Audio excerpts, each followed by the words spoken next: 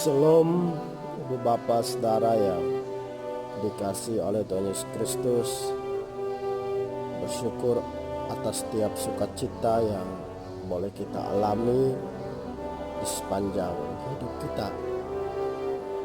Pada pagi hari ini kita bersama-sama merenungkan firman Tuhan yang terambil dari kitab Kisah Para Rasul pasal 6 ayat 8 sampai 15 dengan judul berikut tuduhan terhadap Stefanus, dan saya memberikan tema untuk kita sama-sama merenungkannya, yaitu melayani dengan sukacita. Bapak, Saudara, ketika kita dipercayakan untuk melayani Tuhan, maka kita melayani dengan sebuah sukacita, dengan suatu kerelaan hati yang terus setia untuk mau melaksanakan setiap tugas pelayanan itu. Nah, kita belajar dari Stefanus. Siapakah Stefanus itu, Ibu Bapak Saudara? Stefanus adalah salah satu dari diaken yang dipilih untuk melayani orang miskin, dan dia adalah orang yang penuh dengan karunia dan kuasa. Bahkan ia melakukan banyak mujizat. Ia melayani dengan setia, orang yang dipenuhi dengan hikmat. Nah, dari penjelasan ini bahwa Stefanus dia melakukan pelayanan yang dipercayakan kepadanya dengan penuh sukacita dan mengandalkan Tuhan. Nah, dalam teks bacaan yang kita baca pada hari ini bercerita tentang tuduhan yang dialamatkan kepada Stefanus. Tuduhan ini berawal dari perdebatan antara Stefanus dan beberapa orang Yahudi pada waktu itu, dan perdebatan ini berujung kepada hukuman mati bagi Stefanus, yaitu secara rajam. Nah, tuduhan apa yang dialamatkan kepada Stefanus?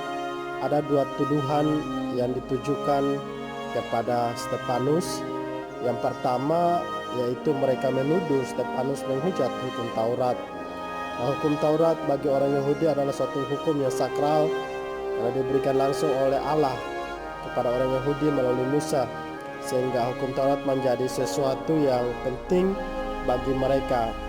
Dan yang kedua, mereka menuduh Stefanus menghina bait suci. Bagi orang Yahudi, bait suci adalah tempat yang kudus, tempat pertemuan antara umat dengan Tuhan. Mengapa mereka menuduh Stefanus sedemikian? Karena hati mereka penuh dengan kebohongan, kedengkian, dan kebencian. Nah, kedengkian dan kebencian ini membuat mereka untuk menghasut orang lain untuk memperhadapkan Stefanus pada mahkamah agama dengan mengajukan saksi-saksi palsu. Kedengkian berakhir pada sesuatu yang sangat tidak mengenakan, karena hati mereka tidak dikuasai oleh Roh Kudus. Orang yang hatinya dipenuhi dengan Roh Kudus adalah orang yang memiliki iman yang kuat. Iman itu yang mendorong ia untuk melayani dengan sukacita. Dengan iman ia melakukan sesuatu dengan hikmat yang datang dari Tuhan. Sedangkan orang yang hatinya penuh dengan kedengkian adalah orang yang tidak mampu untuk melihat kebaikan Tuhan di dalam hidupnya, akan tetapi yang dilihat adalah kekurangan, bahkan kekurangan orang lain, bukan kelebihan orang lain. Nah, bagaimana saya dan Bapak Ibu Saudara bisa melayani dengan setia? Yang pertama, untuk kita bisa melayani dengan setia, yaitu mari kita melayani dengan dipimpin oleh Roh Kudus. Karena dengan dipimpin oleh Roh Kudus, Dia menolong kita untuk kita boleh melayani Tuhan dengan sukacita. Dengan pimpinan Roh Kudus menolong kita untuk kita boleh melayani Tuhan dengan rela hati melayani Tuhan dengan tanpa paksaan. Dan yang kedua, bagaimana kita bisa melayani Tuhan dengan setia. Untuk melayani Tuhan dengan setia, maka kita harus mengandalkan hikmat yang datang dari Tuhan.